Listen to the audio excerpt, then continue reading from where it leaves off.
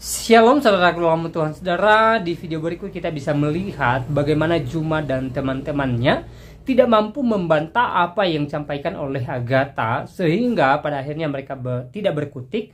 Dan tentu banyak poin yang pastinya menjadi berkat bagi kehidupan kita. Mari kita lihat, mari kita belajar dari apa yang mereka bahas, dan setelahnya kita berkomentar di kolom komentar. Dan mari langsung kita lihat videonya.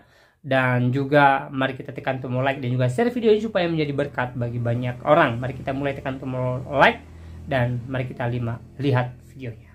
Oke, ini yang mengatakan firman bukan ciptaan itu konsep dari mana? Pak Estra tolong bicara dong. Buktikan bahwa firman bukan ciptaan dong. Nah, kalau firmannya Allah ya, kalau firman ciptaan berarti pernah ada saat di mana Allah nggak punya firman. Ada saat di mana Allah itu, ini kalau bisa yang tertawa itu nggak usah. Sabar. Oh iya, ya Islam Kristen. Jelas Islam lah kak. Wah jelas Islam. Mari, udah orang belum kak? Nggak ada, disuruh loh kak kami orang. Disuruh lah, atau ayat 29 disuruh kak. Masa nggak ada sih? Ya, coba dibaca dulu. Kakak nggak baca itu di Al-Maidah. Al-Maidah itu. Kan berarti atau 29 itu nggak ada? Atau 29 ya kak? Dibuang. Iya. Karena tadi kakak bilang Isa itu terkemuka di dunia dan di akhirat kan? Iya, coba atau 29 coba baca. Enggak, saya mau bertanya itu sama kakak. Iya, kan itu atau 29 itu nggak ada? Ada. Biar saya buka ya kak. Tunggu saya buka. Atau 29 ya.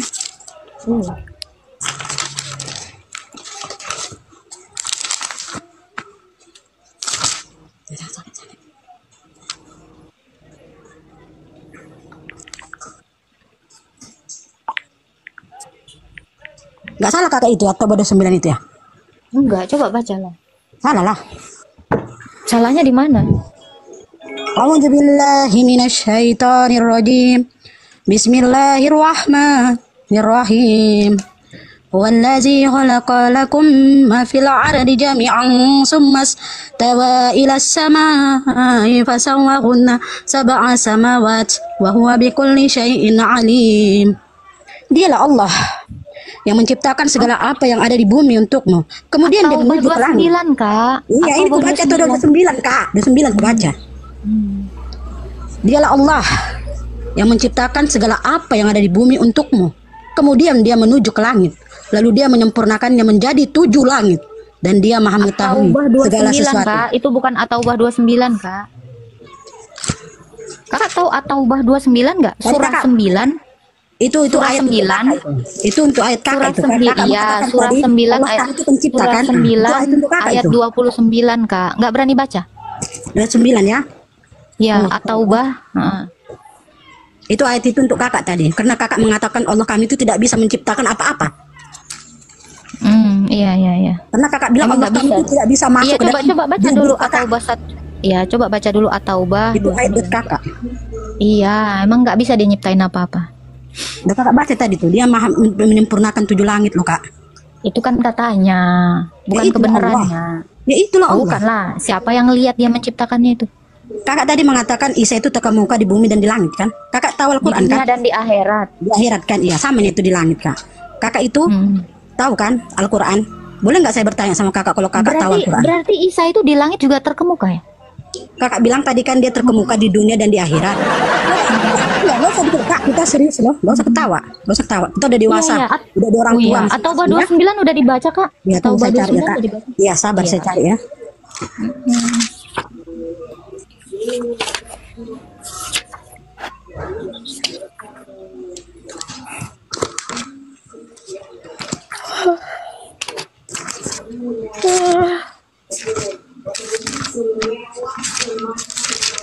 Oh, ada 9 ya? Ya. Dengar, saya baca. Orang-orang yang tidak beriman kepada Allah. Tahu orang kakak yang tidak beriman kepada Allah. Dan hari kemudian, mereka yang tidak mengharamkan apa yang telah diharamkan Allah dan Rasulnya. Dan mereka yang tidak beragama dengan apa yang benar agama Allah. Yaitu orang-orang yang telah diberi kitab. Hingga mereka membayar jizya atau pajak dengan patuh, sedangkan mereka dalam keadaan tunduk. Udah angin kak? Udah kak kami kak? Itu masanya itu. Kan diperintah. Benar ya? Boleh kan dengar kakak saya apa kan? Di sini kak ayat ini di zaman jahiliyah dulu. Di sini ayat zaman. Jadi mereka yang tidak beriman kepada Allah, kakak lihat zaman dahulu Rasulullah. Sampai hari akhir. Sampai hari akhir loh kak disuruh. Iya memang itu hari akhir itu karena kalian itu tidak beriman kepada hari akhir. Pada hari akhir. Maksudnya itu hari akhir itu hari kemudian di akhirat. Jangan kakak sok paham Al-Quran, padahal kakak pun tak paham Al-Quran. Jadi gimana nih? Dan nih apa orang-orang yang tidak beriman dan hari kemudian. Tahu nggak kakak kenapa? Lihat ya kak. Semua surah Al-Quran itu semua dia menyebut Bismillahirrahmanirrahim. Atau itu kenapa dia tidak ada Bismillah? Kenapa dia tidak ada Bismillah? Karena di situ memang itu hukumnya zaman dulu Rasulullah untuk menegakkan agama Allah. Ini berarti Allah nggak ada mengasihinya di sini. Memang iya, karena di situ dia mengasihi cuma kepada orang-orang yang lemah, yang di saat itu Islam di Islam itu dipijak-pijak, diperbudak, di segala macam kepada orang-orang siapa yang mijak-mijak kafir Islam? Quraisy zaman dahulu. Siapa kak? Oh, kafir Quraisy. Allah itu kira-kira firmannya kekal nggak? Atau Quran ini kekal nggak? Kekal lah, jam sekarang kakak lihat nggak kekal nggak Al-Quran? Oh kekal, berarti ini masih berlaku dong? Kok belum berlaku kok? Lalu kamu kerjakan ya kak? Berapa ayat dalam Al-Quran itu kak? 30 juz. Boleh nggak kakak baca di apa itu? Kalau kami itu turun itu, ya di situ kak. Zamannya itu zaman jahiliyah. Zaman jahiliyah. Sekarang udah nggak jahiliyah? Ya sekarang udah risalah Rasulullah itu kak udah tercapai kak. Kena pelanggaran guys. Jangan lupa tap-tap ya. Kena peringatan aku. Di zaman jadi sekarang Rasulullah sudah itu dia. Risalahnya udah tersampaikan kak risalahnya. Oh. Udah Kalau tersampaikan, jadi ini nggak kepake lagi. Jadi ini nggak kepake lagi. Ya kalau ada kami wajib kami lawan juga. Bukan kayak di sini katanya kalau ada yang memerangi baru kami kayaknya nggak ada gitu kata Allah. Banyak. Kita bisa nggak baca Quran betul? Banyak. Ini dia. Jadi atau bang ini gimana ini? Kalian disuruh atau kami memerangi balik gitu? Ini kan disuruh memerangi, bukan memerangi kembali kan? Oh. Berarti kalian duluan dong yang cari gara-gara. Kenapa kan bilang gara-gara? Bukan kan cari gara-gara, kalian duluan. Jadi ini gimana nih? Jadi ini disuruh Allah. Zaman Romawi itu kak, kau nggak kata-kata kakak tahu sejarah. Kenapa nggak tahu sejarah kak? Hah? Oh ini tapi kapan kami ini memang kecil. Ini di mana? Tapi kami paling bungsu. Kan kami paling bungsu ini. Kalian itu agama perang. Kami ini paling bungsu kak. Kami agama. Kami agama. Kalian agama kak. Ini agama apa ini? Kan di ya berarti kakak Qurannya Quran kitab perang. Ini ada banyak banget loh ini. Baru satu ini, belum At-Taubah 1, 2, 3, belum An-Anfal ayat 12. Oh banyak ayat di sini. Jadi agama ini kalian kan? Kalau kalian agama perang kan? Nyaman nggak kakak di Indonesia? Tanya dulu. Tadi kan gini gantian ya. Tadi kamu bilang saya ini agama. Lah kalau di kitabmu ada perintah yang punya agama siapa? Yang nyuruh siapa? Kecuali tadi kembali berarti balasan lah, ini kan enggak. Di sini disuruh bukan balaslah kembali dengan berperang, kan enggak gitu deh. Gimana nih Kak Yuslin? Belum lagi An-Anfal ayat 12. Gimana tuh Kak? Oh ngeri kali kakak. Coba ini sampai Allah itu nggak ada maha pengasih loh di sini, nggak ada bismillahnya loh Kak. Kok bisa Kak? Dibuka minyutnya Kak? Buka minyutnya nih, saya undang buka minyut. Nah, tanya dulu kakak, kalau kami agama nyaman nggak kakak di Indonesia? Nggak nyaman, makanya kami nih kalau ke gereja juga was-was. Banyak kali pembohong kak, banyak kali pembohong. Oh, kakak tahu nggak ada gereja yang Kak? Kakak tahu nggak kami? Itu agama apa itu? Di Indonesia loh, di Indonesia loh. Palestina itu agama apa yang ditinggalkan? Tapi itu tadi kan ngomongnya di Indonesia kan? Kakak tadi ngomongnya di Indonesia loh. Ini konteksnya di Indonesia Kak. Tuhan itu. Kakak itu kalau kan keluar negeri. Tuhan Kak. Sampai tega menghina itu apa itu tapi sampai tega untuk mengapain apa namanya itu ibu-ibu hamil itu pilihan Tuhan itu pilihan Tuhan kata mereka, kata kalian itu. Terus kalau santriwati itu satu terus kalau santriwati nih kak dengar dulu, jangan nafsu banget. Santriwati yang lagi dipertain di pesantren sana itu apa Kak? Masalah itu ya Kak, masalah sikap manusia nggak usah kita tunjukin. Sikap manusia semua banyak boy. Di kampungku banyak orang yang selingkuh juga Kak. Boleh. Boleh. Itu tahu apa siapa itu? Kristen. Oh itu perintah Islam. Karena di Islam kan boleh kan? Di kampung kami banyak orang yang selingkuh Kristen kak. Aku ini mantan Kristen. Tahu kak? Kristen aku apa kakak ini? Aku dari GKPS. Sebelumnya Kristen apa? GKPS. GKPS itu tidak tanya kak. Di daerah mana kak? Saya itu tidak mau, tak tahu itu. Saya coba pengikutnya saya aja cek kak. aja. Anda memang pernah jemaat di sana nggak? Saya cek di sini, ini gampang sekarang. Saya cuma pengikutnya aja. Saya ini orang Muslim tapi mengikuti aja. Tidak pernah ada yang tidak pernah agama kalian itu bagus, bohong semua. Gak usah munafik kali kakak di sini ya. Unang pala munafik dia kok kak jadi jolma. Unang sok-sok agama nami dah. Saya agama Anda. Sebentar kak. Yang mana saya? Coba ulang. Coba. Yang mana? Tadi kenapa kau bilang itu Nabi Muhammad? Kenapa Nabi Muhammad? Pernah kayak apa kalian? Emang kau bilang apa Nabi Muhammad? Emang kau bilang apa Nabi Muhammad? Coba ulangi lagi. Tadi sama siapa itu orang? Aku nggak tahu. Aku nggak tahu.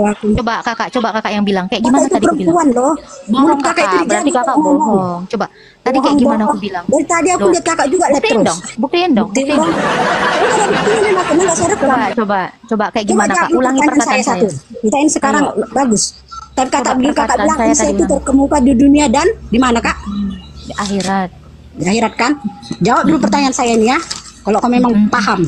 Nah itu tadi dong kata kakak saya menghina ini Nabi. Baca dulu surah Kan kakak ada Al-Quran, saya lihat terus itu, sering kakak tunjukkan terus Al-Quran. Coba dulu lah. Baca dulu kak, surah As-Sof ayat. Sabar, pelan-pelan, kau udah kayak nafsu banget coba kak. Ya, tadi kakak bilang saya, bentar kak. Kakak tadi bilang saya menghina nabimu. Coba kayak gimana kan? Lawan dulu, masuk kakak ke rumah apa? Jangan berani di kandang terus. Keluar dulu dari kandang, dari rumah itu. Nah, keluar, jangan di situ. Ini boleh gantian nggak? Ini perempuan muslim disuruh. Oke, perempuan muslim ini disuruh nyerocos terus ya gitu ya? Ya namanya orang lain nggak boleh ngomong. Kamu aja ngerocos terus. Orang lain nggak boleh ngomong. Lu kau ini dari tadi naik ke room saya ini loh. Nggak ada berhentinya loh, Dek. Sabar dong. Atau Islam diajarin gini? Nyerocos saja. Iya, Islam diajarin gini ya? Diajarin juga kasih kan? Islam diajarin gini ya? Coba kakak buktiin dulu. Sabar. Saya udah lembut banget loh kak. Coba kakak buktiin saya mengenai nabimu kayak gimana. Coba. Ulangin dulu apa yang saya tadi. Coba. Kakak aja dulu mengulang. Coba. Saya mana apa? Ayo. Mute kak, komen mute. Iya, jangan berisik, langsung aja ngomong. Saya tak berisik, saya udah naik darah lihat kakak. Bukan berisik, naik darah tinggi lihat kakak ya tahu.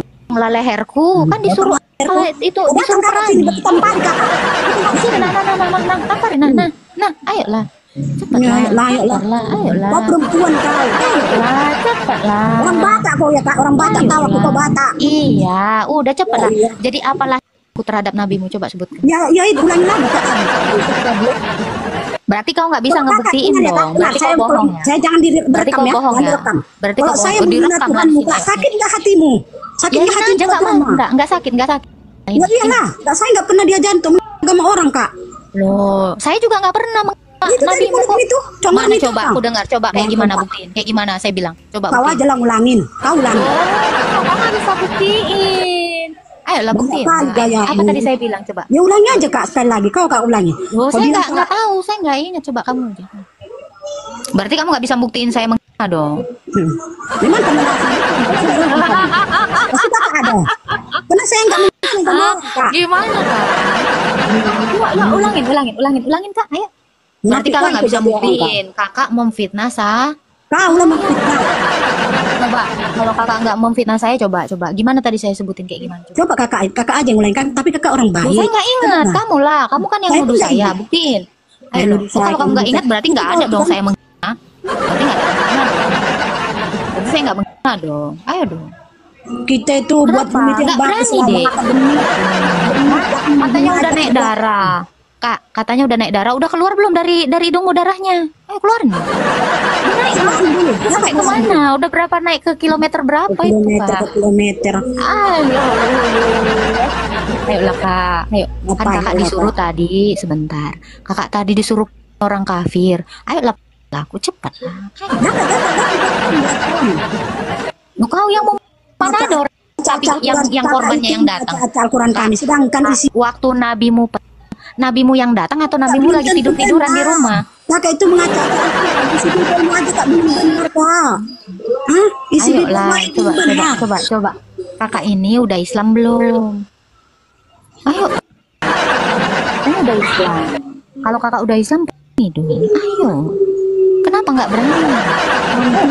Tadi kau bilang gini, ini gantiannya. Tadi kau bilang aman kakak rasa tinggal di Indonesia ini.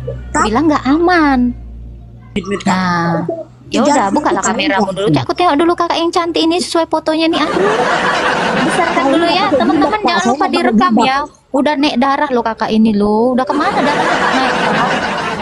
Udah ke ubun-ubun belum kak darahnya kak? Langsung ngomong ditunjukkan ahlak kita itu kalau kita memang itu agama kasih ya kan. Kalau kita itu agama kasih itu pipi kiri itu ditampar kasih pipi kanan itu kan bagus kasih dari tadi kak.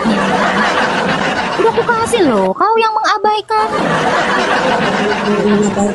Ayolah. Apa perempuan muslim itu disuruhnya merepet aja kayak kakak kak? Semua perempuan itu kak merepet. Kalau perempuannya kayak kakak merepet terus pening lah kepala dunia ini kak. Kak, kalau banyak lah perempuan muslim di Indonesia ini kak, berisik kali lah satu Indonesia ini kak. Merepet aja. Suaminya pun kayaknya gila nengok dia. Dia pula naik dah. Gimana kabarnya Adinda? Baik. Oke, ini yang mengatakan firman bukan ciptaan itu konsep dari mana? Pak Estra tolong bicara dong. Buktikan bahwa firman bukan ciptaan dong. Nah, kalau firman-firmannya Allah ya, kalau firman ciptaan berarti pernah ada saat di mana Allah nggak punya firman. Ada saat di mana Allah itu ini kalau bisa yang tertawa itu nggak usah. Sabar. Kalau firman pernah diciptakan berarti ada saat di mana firman pernah tidak ada, berarti Allahnya bisu. Oh, bukan begitu.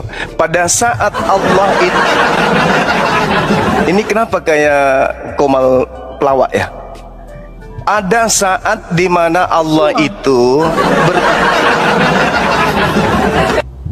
ada saat di mana Allah itu berdiri sendiri. Pada saat Allah berdiri sendiri, belum ada ciptaan.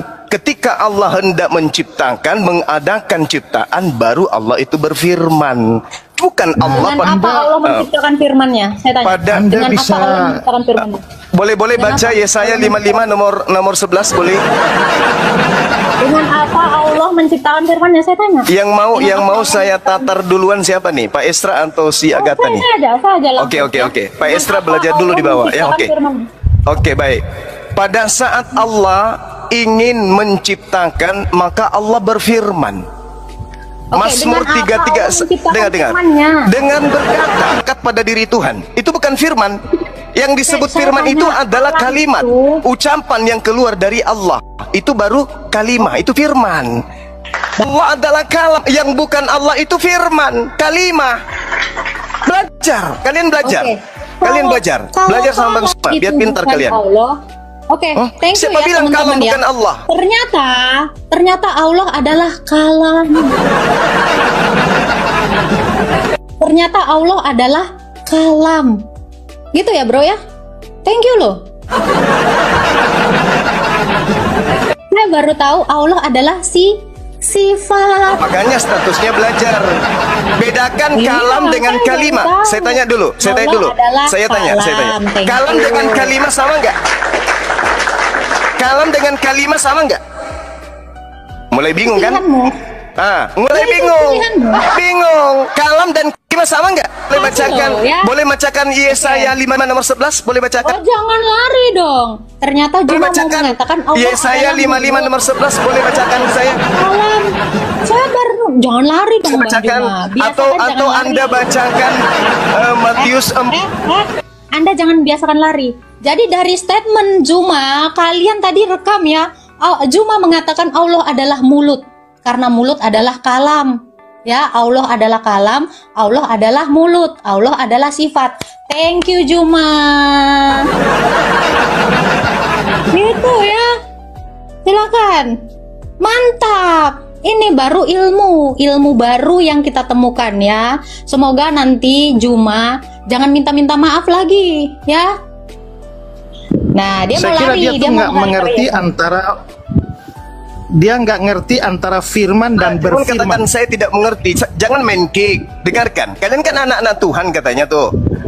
Tolong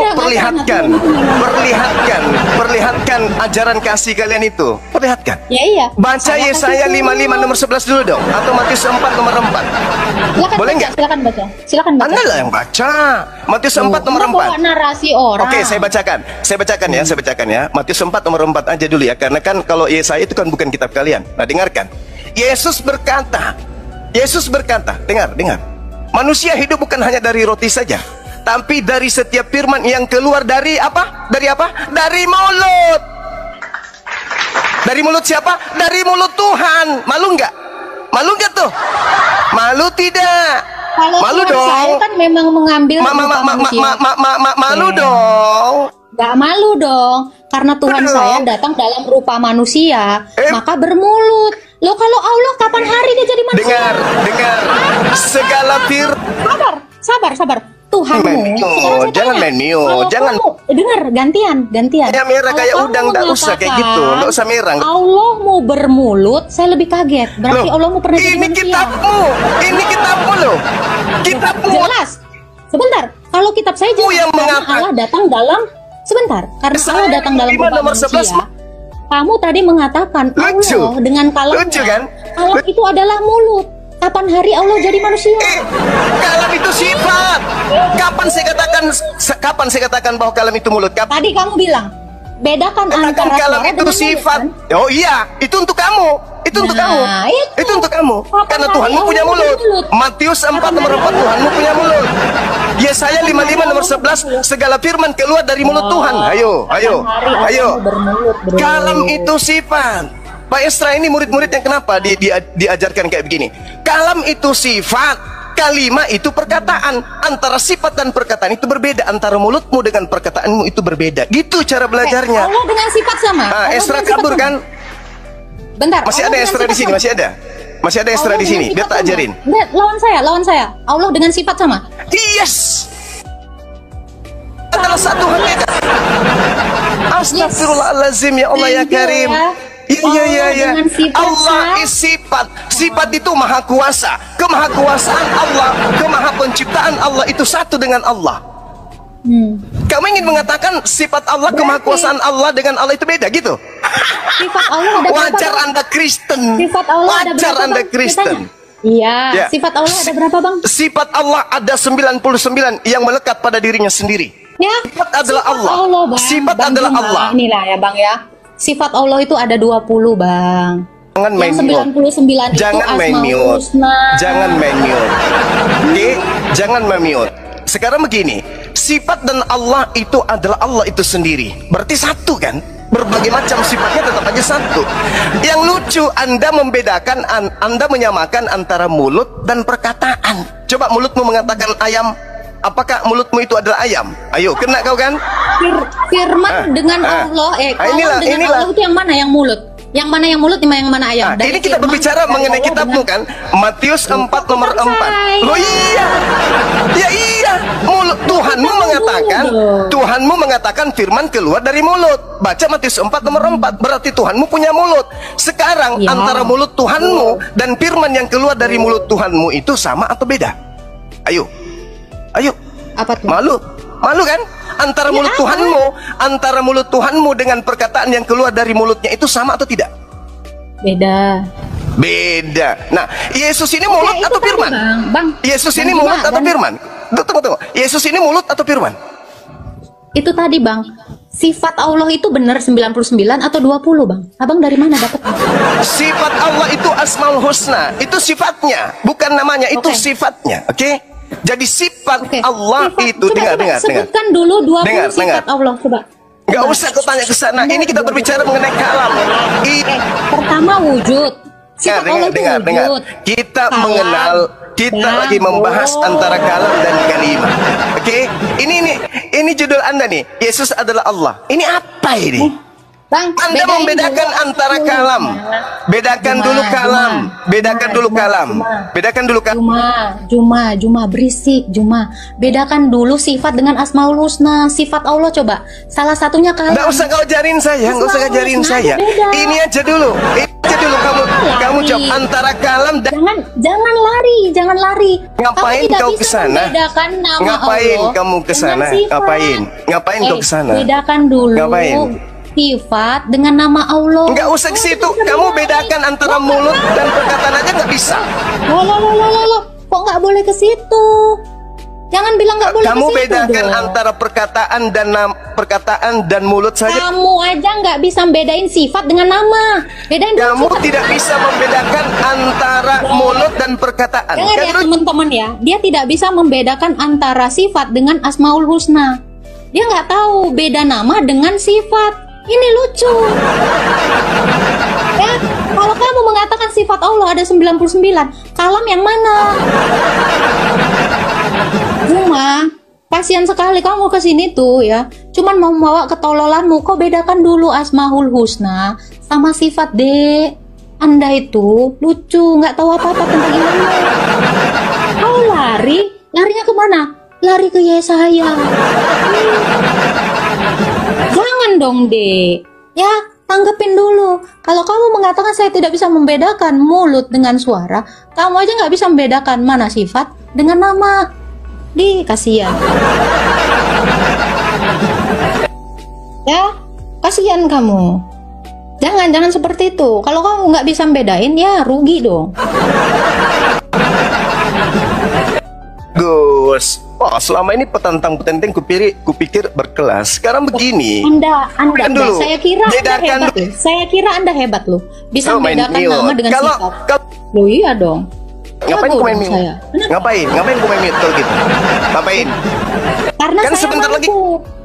Loh, coba kalau saya suruh Yesus sifat dengan saya suruh nama. Yesus bisa nggak? Sabar. Kau suruh bisa menyelam nggak Yesus? Coba kau suruh Yesus menyelam lompat. Lucu kamu ya. Kamu nggak bisa bedain dulu sifat dengan Allah ya. Tadi Juma sudah mengatakan Allah adalah sifat ya. Demi mengutamakan egoisnya, Juma mengatakan Allah adalah sifat. Allah adalah kalam. Allah adalah 20 sifat Allah. Kasihan. Ya, memalukan. Sangat-sangat memalukan. Tolong ya, semua yang mengaku pengikutnya Juma, ajarin dulu Juma 20 sifat Allah ya. Mulai dari wujud, kidam, kok disuruh hafal. Bedain sama Asmaul Husna. Dari sini kita udah tahu ya, Juma itu ternyata nggak bisa bedain mana sifat, mana Asmaul Husna.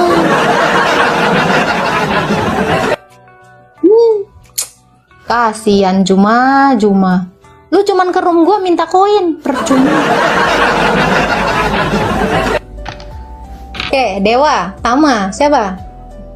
Tama, silakan Tama. Kenapa lonte? Islam. Lonte Kristen. Lonte Kristen. Lonte Kristen nanti nangis, nanti minta maaf lagi. Mau dilaporin nanti nangis, minta maaf sama Juma. Aduh, kesian ya orang lonte Kristen ini. Nanti ngemis minta maaf kayak dulu. Teman-teman lihat ya. Lontemu yang ngajarin, Maria yang ngajarin lonte. Ini yang ngajarin istrinya Yusuf. Itu yang Bang ya. Contoh itu kenapa? Karena bergurunya sama Juma yang mengatakan Allah 99 in one. Jadinya gitu. Ya, kita ini biasa aja, mau dikata-katain aja selau ya kan. Yang penting nggak buka boba kayak Rifa ya.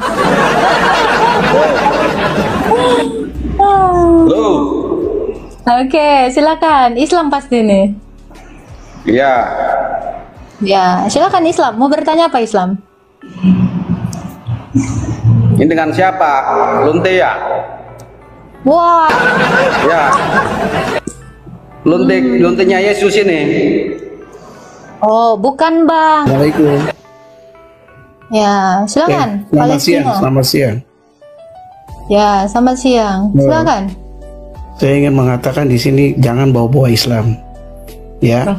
Yang tadi datang itu bawa Asmaul Husna semua loh, Bang. Ingat ya, Islam tidak pernah mengganggu orang apabila diganggu. Oh, itu tadi Islam ngapain di bang? Indonesia paling Atas naik ke room saya. toleransi. Kalian minoritas. Siapa bang? Ya. Wow, Kalian tiba-tiba minoritas. lupa ya. Wah. Kamu kalau ngomong tuh berdasarkan fakta, itu dalil. Saya dari tadi ngomong di sini baik-baik. Halo bang, tiba-tiba baik ke room saya kok kesurupan semua. Kenapa? Gimana nih? Gimana bang Palestina? Kenapa ajaran Anda seperti ini gitu? Kalau nggak mau menyerukan bahwa ajaran Islam itu baik-baik saja, datang ke room saya tuh sopan lah. Kenapa seperti ini? Gimana bang? Anda Islam juga kan? Malu ya? Jangan di mute, kok di mute sih? Halo, Anda Islam atau Kristen bang? Kita Anda Islam atau ciptakan. Kristen? Saya tanya, Palestina, Anda Islam atau Kristen? Saya Islam. Yo, Anda Islam kok kamu Islam? Tapi tadi juga semuanya naik ke room saya Islam. Anda Islam, kok nggak boleh bawa-bawa Islam? Ya, selamat siang. Anda Islam atau Kristen? Islam, Mbak, Islam. Islam. Ya, Lagi-lagi Mbak, Islam. gini, Jadi gimana Mbak, saya nggak mau bawa Islam? Mbak, kalau buka room, kalau mau diskusi yang baik-baik, jangan menghujat, nggak baik. Apa hujatan saya, Bang? Waliyadin. Oke, apa Jadi hujatan agama saya? Apa hujatan saya? Kalau kamu memang ngomong lakum dinukum waliyadin, ada orang Islam yang ngata-ngatain saya tadi ya, lonte apa segala macam. Kok diem aja bang? Kalau memang, sebentar bang, kalau memang Islam itu ajarannya baik, itu yang tadi naik menghina saya ya, yang Islam Islam semua. Emang saya mulai apaan? Emang SPBU mulai dari nol. Wow, jangan gitu dong. Jangan di mute, Nah, jangan di saya mute. tanya Anda, apa hujatan saya? Coba. Iya, kalau mau berdebatlah dengan baik, cari jalan yang benar. Bang, menurut kau ada orang naik ke room saya ngata-ngatain saya lonte, itu apa bang? Room ibu ini untuk berdebat. Loh, dari itu tadi apa bang? Islam tadi yang menghujat saya, kau nggak nasehatin. Saya nggak ngomong apa-apa, kok kau bilang aku yang ngehujat? Kepalamu di mana? Hah? Lalu aku scrolling TikTok, banyak orang yang menghina-hina pengajaran kekristenan. Jadi mereka, Yesus tuh bukan Tuhan, termasuk yang mungkin nanti yang mau Anda tanyakan Donditan. Ya, mungkin itu begini berarti. ya nggak apa-apa ya kalau Donditan denger nggak apa-apa juga ya kan? Karena begini, dia kan sering tuh bahas orang di podcastnya dengan orang-orang yang tidak belajar. Jadi seakan-akan argumentasi itu udah benar, padahal sebenarnya nggak berguna sama sekali. Saya harus katakan begitu. Karena dia tidak mampu dan tidak mau mengundang narasumber yang kompeten. Misalnya jangan jauh-jauh. Panutan saya Pak Bambang Nursena, kenapa nggak pernah diundang? Atau jangan-jangan saya? Baru mau nanya, pernah diundang nggak? Pernah diundang nggak? Saya nggak pernah diundang. Oh, nggak pernah. Tapi cuma ngeledek-ledek ya? Ya begitulah, mainnya kan begitu. Saya itu radikal sekali dalam hal Injilnya Tuhan. Roh Kudus itu mengajar melalui orang. Jadi saya nggak pernah dengar suara atau dapat pengalaman rohani yang gimana itu nggak pernah. Karena latar belakang saya kan bisnis. Ya, saya kuliah itu dulu saya ambil manajemen bisnis. Saya sekarang 21 tahun. Wow. Iya. Jadi mulai dari umur 17 saya mulai masuk kuliah, itu saya belajar bisnis. Lalu tahun lalu saya mulai buat konten. Karena nenek saya itu ngajarin saya, kalau kamu jadi orang, tujuanmu bukan jadi kaya. Tujuanmu adalah berdampak. Kamu tujuanmu bukan untuk menjadi orang yang di atas, tapi tujuanmu adalah orang yang berdampak buat orang.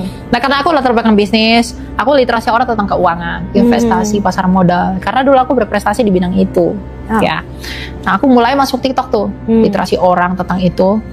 Lalu kemudian ada yang nonton tuh, tapi nggak banyak. Ya. Lalu aku scrolling TikTok, banyak orang yang menghina-hina pengajaran kekristenan. Jadi mereka, Yesus tuh bukan Tuhan, termasuk yang mungkin nanti yang mau Anda tanyakan Donditan. Mungkin itu. Ya nggak apa-apa. Ya kalau Don Titan denger ya nggak apa-apa juga. Karena begini, dia kan sering tuh bahas orang di podcastnya dengan orang-orang yang tidak belajar. Jadi seakan-akan argumentasi itu udah benar, padahal sebenarnya nggak berguna sama sekali. Saya harus katakan begitu, karena dia tidak mampu dan tidak mau mengundang narasumber yang kompeten. Misalnya jangan jauh-jauh. Panutan saya Pak Bambang Nursena, kenapa nggak pernah diundang? Atau jangan-jangan saya? Baru mau nanya, pernah diundang nggak? Pernah diundang nggak? Saya nggak pernah diundang. Nggak pernah. Tapi cuma ngeledek-ledek ya? Ya begitulah, mainnya kan begitu. Itu kan dia banyak tuh, Jesslyn, orang-orang yang mengaku mualaf yang cerdas-cerdas itu, ya mereka bilang mengakunya cerdas, gitu kan. Oh, Yesus itu bukan Tuhan, Yesus itu hanya Nabi. Alkitab tuh sudah dirubah, sudah dipalsukan, Yesus tidak tersalib dan lain sebagainya. Saya dulu jujur saja, saya nggak terima dengan itu bukan karena saya sudah mengerti Tuhan, tapi karena ego. Agama saya nih diginiin. Saya masih mental kadrun dulu. Saya nggak terima nih diperlakukan begini. Maka saya buat saat itu juga saya hapus konten saya tentang keuangan dan lain sebagainya. Saya ganti profil dan nama saya. Lalu kemudian saya buat video, saya malam itu juga belajar tentang Tritunggal. Wow. Malam itu juga. Malam itu saya belajar Tritunggal, saya langsung buat video malam itu juga. Besoknya video saya langsung ditonton 30.000 orang. Nah itu kan biasa ya, orang seperti itu semangatnya dibakar. Mulai saat itu saya buat konten terus sampai sekarang. Itu tuh ya kenapa kepikiran Tritunggal saat itu? Karena yang diserang Tritunggal waktu itu. Tuhan kalian tuh 3. Mana yang Bapak, mana yang anak? 3 dalam 1, 1 dalam 3 tuh biasa yang sering familiar ya. 1 dalam 3, 3 dalam 1. Nah waktu itu saya juga masih gelabakan buat menjawab itu karena saya belum belajar. Tapi lama-lama proses itu mematangkan kita dalam berargumen. Dan sekarang saya melayani. Mungkin di sini biar penonton juga tahu ya, apa sih sebenarnya Tritunggal? Tritunggal itu berbicara tentang Allah yang esa. Allah yang esa itu adalah Sang Bapa. 1 Korintus 8:6. Bagi kita hanya ada satu Allah, yaitu Sang Bapa dan satu Tuhan, yaitu Yesus. Jadi Tritunggal itu tidak pernah berurusan seperti fitnah orang-orang abad ke-7. Anda tahu maksud saya? Yang mengatakan ada 3 Tuhan diikat jadi satu, atau 1 Tuhan dibagi-bagi jadi 3, bukan. Tritunggal itu berbicara tentang Allah yang esa, Allah yang satu. Tetapi bagaimana Allah yang satu itu dijelaskan melalui Tritunggal. Allah yang esa, Allah yang hidup adalah Sang Bapa, dan di dalam dirinya dia memiliki firman. Yang oleh firman ini dia menjadikan segala sesuatu. Makanya berfirmanlah Allah, jadilah terang. Berarti dia menjadikan terang oleh firman. Karena berfirman itu kata kerja, kata bendanya adalah firman. Berarti Sang Bapa selain memiliki firman untuk menjadikan segala sesuatu dengan berfirman, dia memiliki roh, yang oleh roh ini dia menghidupi segala sesuatu. Roh inilah Roh Kudus, Ayub 33 ayat 4. Jadi Sang Bapa bersama firman-Nya, bersama dengan rohnya, Bapa, Firman, dan Roh Kudus, itulah Tritunggal. Firman itu disebut anak. Kenapa disebut anak? Karena firman itu terkandung di dalam Bapa. Dia tidak pernah berada di luar Bapa, tapi di dalam Bapa. Dan ketika Bapa ini melakukan segala sesuatu itu melalui firman-Nya. Apa yang didengar Musa? Firman Tuhan. Apa yang didengar Abraham? Firman Tuhan. Apa yang didengar para nabi? Firman Tuhan. Artinya Bapa yang tak kelihatan, yang tidak terhampiri itu mewahyukan dirinya ke dunia ini selalu melalui firman-Nya. Kalau di perjanjian lama firman itu dalam rupa-rupa penampakan, dalam bentuk suara, maka apa susahnya di perjanjian baru itu firman menjadi manusia. Dan itulah Yesus Kristus. Jadi Bapa, anak atau firman-Nya sendiri yaitu Yesus Kristus yang datang menjadi manusia, dan rohnya sendiri yang adalah Roh Kudus, itulah Tritunggal. Yang berbicara tentang bagaimana Allah kita yang hidup. Allah kita yang hidup adalah Sang Bapa yang mencipta dengan firman-Nya, menghidupi dengan rohnya yang kudus. Jadi ini menjawab semua kekeliruan orang tentang sangat jelas banget itu. Tuhan kita kan. Orang-orang selalu bilang, oh Tuhan kalian itu 3. Nah itu saya waktu itu tidak terima. Tapi justru semakin saya pelajari tentang Tritunggal, ada makna spiritual yang dibentuk di sana. Bahwa Tritunggal itu bukan sembarang, bukan hanya konsep teologi, tapi ada makna spiritual di dalam. Bahwa kasih dinyatakan oleh Bapa, keadilan dinyatakan oleh firman-Nya yang hidup, dan kebenaran dimeteraikan oleh rohnya yang kudus. Itulah kesan langsung viral ya.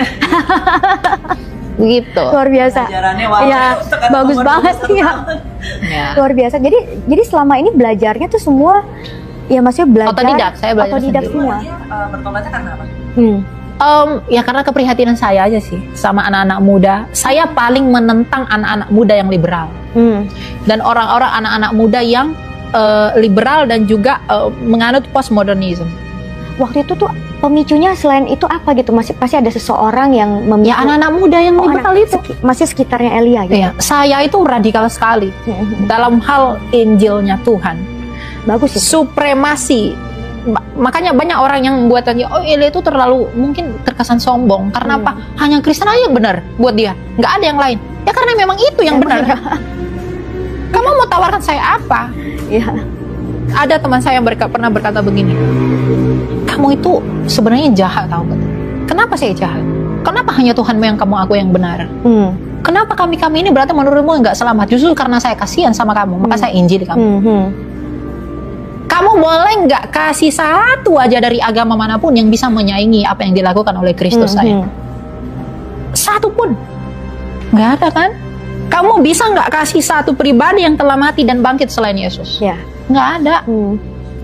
Coba kamu kasih satu yang lebih bijaksana dari Yesus kami. Coba hukum yang paling agung di luar Kristus ada nggak? Kalau kamu mungkin buat jahat, balas jahat apa itu udah biasa di agamamu. Tapi itu tidak berlaku bagi kami. Bahkan Tuhan kami mengatakan musuh harus dikasihi. Ada nggak yang lebih agung dari sini? Kalau kamu bisa tunjukin, saya mengakui itu. Jadi kalau saya begitu mengagungkan Tuhan saya dan saya memberitahu ini kepada kamu dan kamu sakit hati, itu kebodohan kamu. Melayani Tuhan, pelayan itu ya budak. Iya, benar. Iya kan? Kenapa hamba Tuhan lebih kaya daripada jemaatnya? Sebenarnya begini, kekayaan itu tidaklah suatu hal yang salah. Mau orang kaya sih, mau hamba Tuhan juga kaya, nggak apa-apa. Tapi kesederhanaan orang itu yang penting. Justru kesederhanaan itu diukur ketika dia punya sesuatu. Benar. Tuhan Yesus punya semuanya. Kita bisa mengatakan dia sederhana karena dia tidak menganggap kepunyaannya itu. Ketika dia seharusnya bisa berkata, aku bisa hancurkan bumi, tik. Aku bisa membuang kamu, menciptakan yang baru. Seharusnya dia bisa berkata seperti itu. Tapi karena kasihnya, dia menjadi sederhana oleh hal-hal itu. Dia datang menjadi manusia. Makanya dalam Filipi dikatakan, yang walaupun dalam rupa Allah, ia tidak menganggap kesetaraan dengan Allah. Nah pertanyaannya, kenapa hamba Tuhan lebih kaya daripada jemaatnya? Kalau mereka kaya ya silakan saja. Tapi gaya hidup yang hedon, pamer, ya kan, mereka pergi jalan-jalan ke sini, apa pamer, posting, apa segala macam. Itu kan menyandung jemaat-jemaat yang tidak dapat makan, masih susah makan, misalnya begitu. Ya itu yang nggak boleh.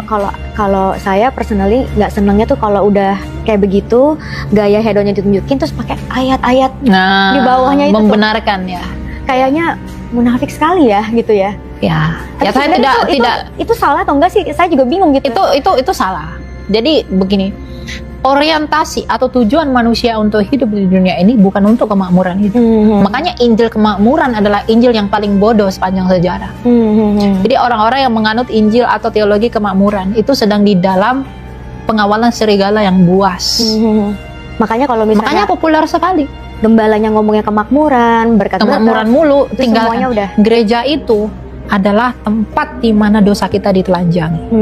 Kalau itu malah ditutupi, kemudian diajarkan ikut Tuhan, kamu pasti diberkati, kamu pasti, Tuhan nggak pernah menjanjikan pasti begitu. Lalu kamu siapa? Kamu pasti begini, kamu pasti begini, kamu pasti begini. Nah, itu mulai tidak sehat.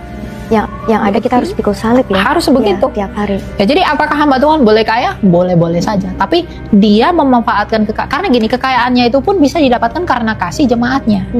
Tapi apakah dia menggunakan kekayaannya itu untuk menolong sesamanya? Dia kan tentu sudah punya hikmat ya.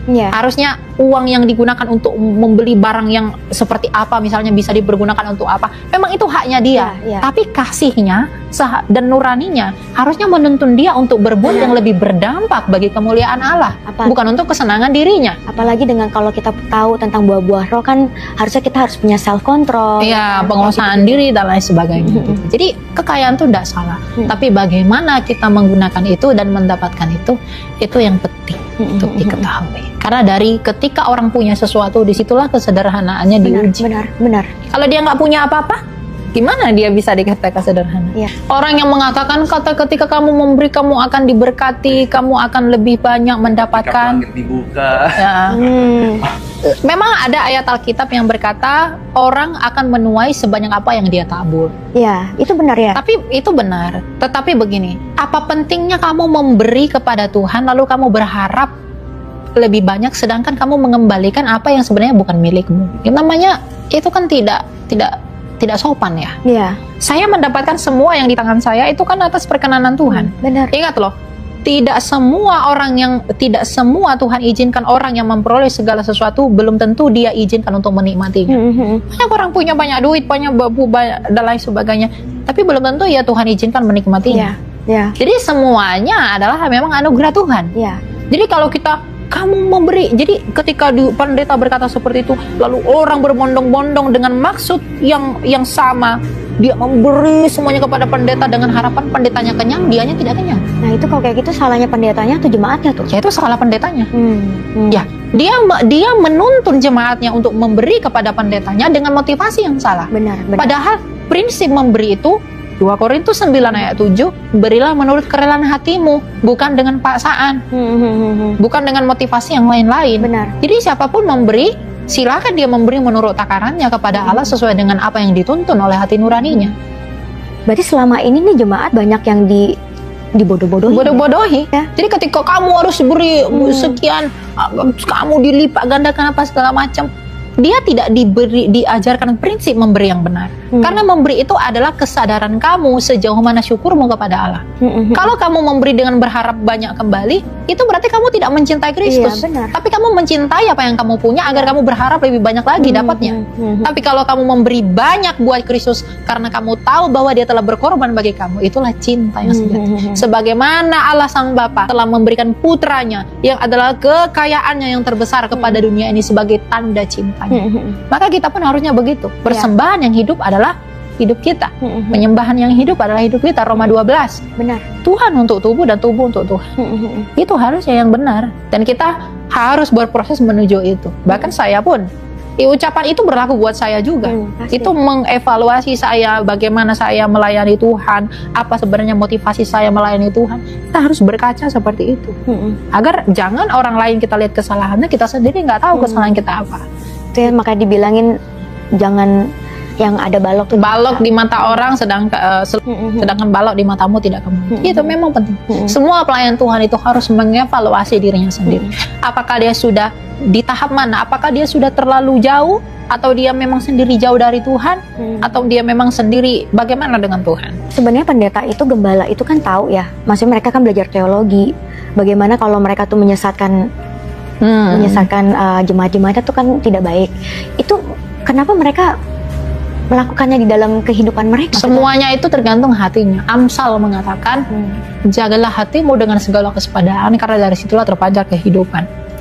Hati setiap orang tuh berbeda-beda. Mau pendeta, mau bukan pendeta, ada yang mencintai uang, ada yang mencintai ketamakan, ada yang mencintai kecemaran, ada yang mencintai kepahitan dan lain sebagainya.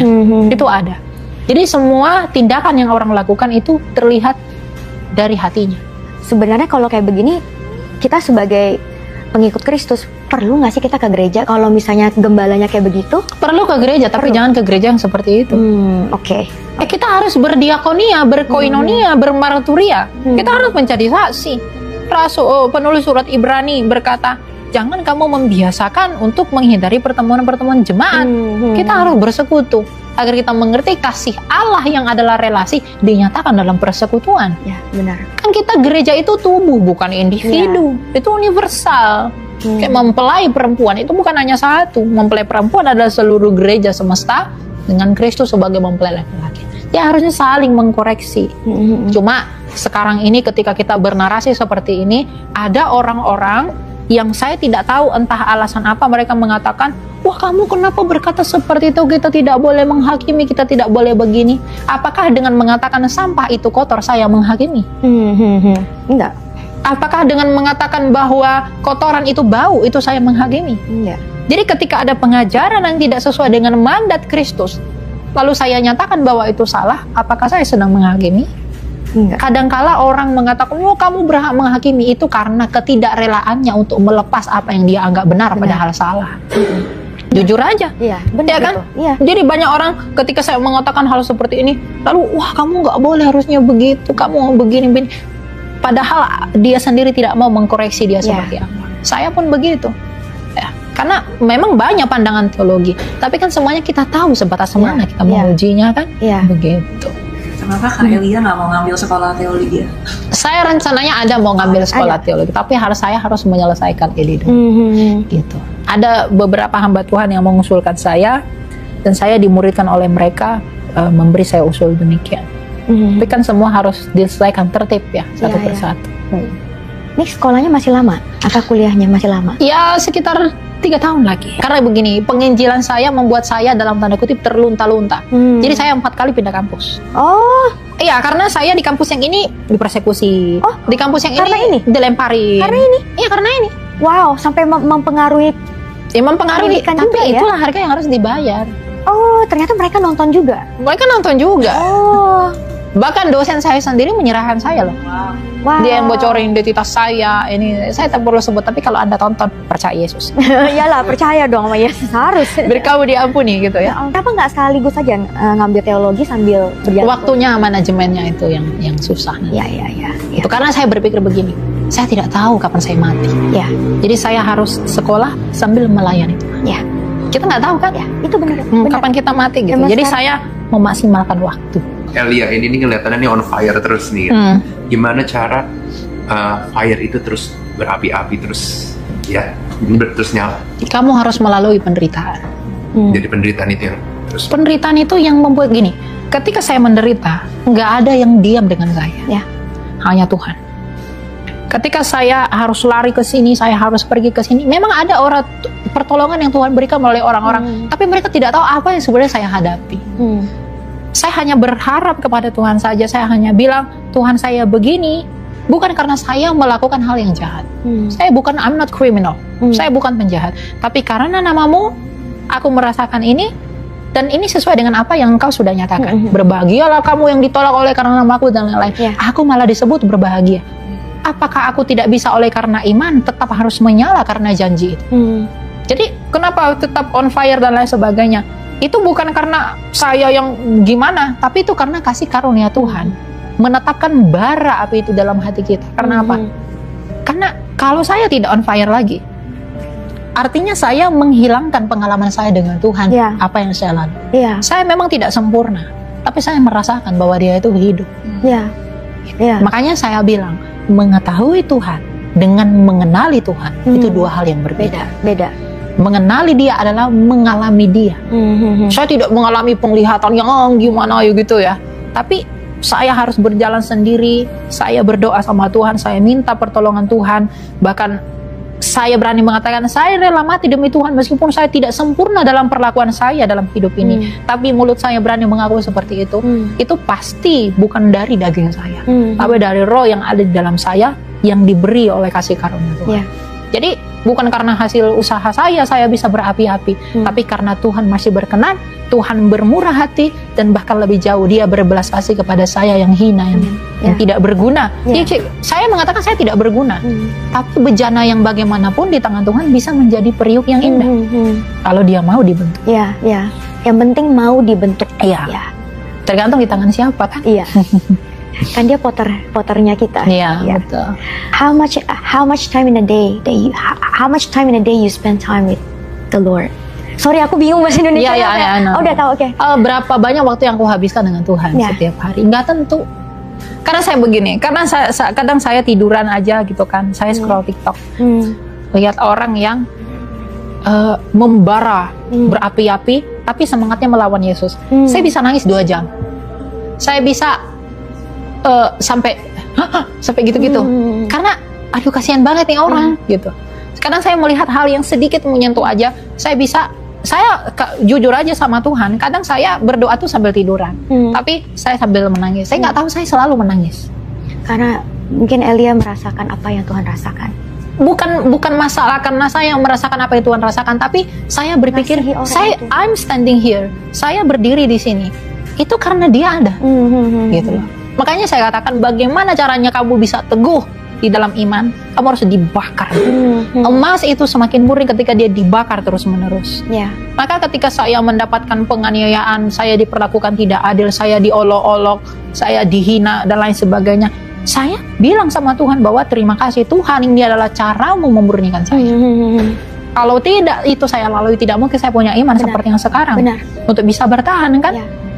Gak bisa semua orang bertahan. Makanya pertahanan saya itu karena kasihnya Tuhan. Jadi berapa banyak yang saya habiskan setiap hari sama Tuhan itu nggak tentu. Kadang saya mendoakan pokok tertentu singkat saja, nggak lama-lama. Kadang saya perjamuan sendiri, gitu. Tapi selalu involve Tuhan dalam kehidupan Elias sehari-hari. Mungkin lagi lihat TikTok tapi sambil ngobrol sama dia gitu ya. Ya kadang selalu diingatkan. Enggak yang tiap hari Tuhan mulu begitu. Lihat apa Tuhan, enggak. Iya.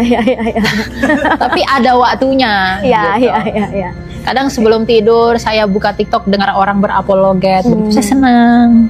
Ada yang orang-orang kecil ngomong Tuhan tuh saya senang. Ada apologet yang baru muncul tuh saya senang. Gitu. Jadi saya mengingat kembali apa yang udah saya lalui. Meskipun sebenarnya ya, tapi kan pengalaman hidup orang beda-beda. Mungkin bagi orang, alah apa yang kamu udah lalui itu, gitu kan. Tapi bagi saya itu something yang besar.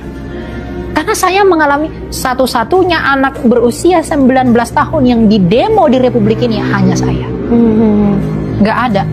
Sejak berdirinya negara ini yang didemo anak umur 20 tahun itu hanya saya. Itu pun bukan karena kejahatan saya. Tahu nggak demo itu begini tuh apa? Penjarakan Elia Maru. Di Moi. Serius? Di Moi? Iya di Moi. Waktu saya demo dengan Dr. Richard, saya kan pernah podcast dengan Dr. Richard. Tahun berapa? Tahun lalu. Masa? Saya podcast dengan Dr. Richard. Ada yang demo? Saya di demo. Wow. Saya penjarakan. Deddy Corbuzier juga. Masa? Dia bahas saya kan di YouTube-nya.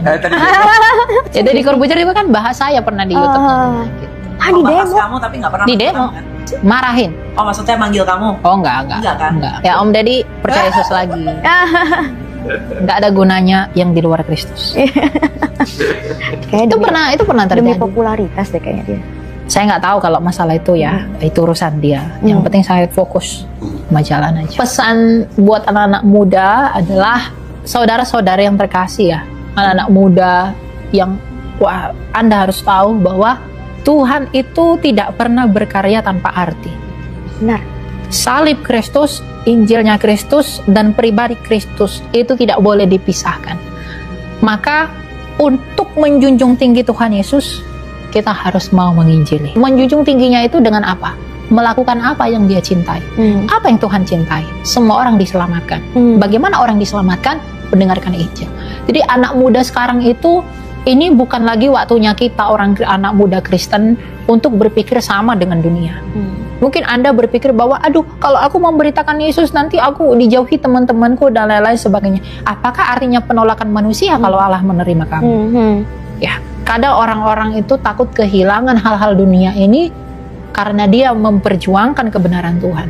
Tapi satu hal yang pasti, ketika kamu berada di gerbang kematian, ketika kamu berada di gerbang kuburan, ketika kamu hampir di dalam detik-detik kematianmu dan kamu melihat ke belakang apa yang kamu lakukan, bukankah semuanya itu sia-sia? Ya. Dan jangan ada orang yang menganggap rendah orang muda. Ya. Jadi anak-anak muda Kristen itu, orang-orang muda Kristen itu sudah saatnya bersuara buat kebenaran Tuhan. Dengan hati nurani yang tulus, dengan kebenaran yang sejati, dengan cinta yang mau menderita oleh karena Kristus. Penderitaan setiap orang berbeda-beda. Semua orang tidak pernah dipanggil untuk jadi sama seperti saya, harus jadi apologet dan lain-lain. Dalam karir, bisnis dan lain sebagainya, libatkan Tuhan. Dan yang paling penting, puncak dari pelayanan kita adalah bagaimana Kristus itu diagungkan di dalam segala sesuatu yang kita lakukan. Amin. Meskipun dia muda, meskipun kita masih muda, itu tidak menghalangi karya kita. Gunakan apa yang kita punya, sosial media kita dan lain untuk memberkati orang lain, memberitakan karya Kristus. Karena apa? Kalau kamu adalah orang Kristen yang sungguh-sungguh, kamu adalah orang Kristen yang sejati, kita adalah orang Kristen yang mencintai Tuhan, kita akan begitu berbelas kasih, kita akan begitu sangat mengasihani orang-orang yang belum mendengarkan Injil. Bahkan lebih jauh, hati kita digerakkan untuk mendatangkan kebaikan bagi mereka dengan menginjili mereka. Karena apa? Kehendak dari Roh Kudus adalah Yesus diberitakan. Karena Roh penghibur yang dijanjikan oleh Yesus yang keluar dari Bapa adalah untuk bersaksi tentang Kristus, dan dia sendiri tidak memuliakan tentang dirinya sendiri.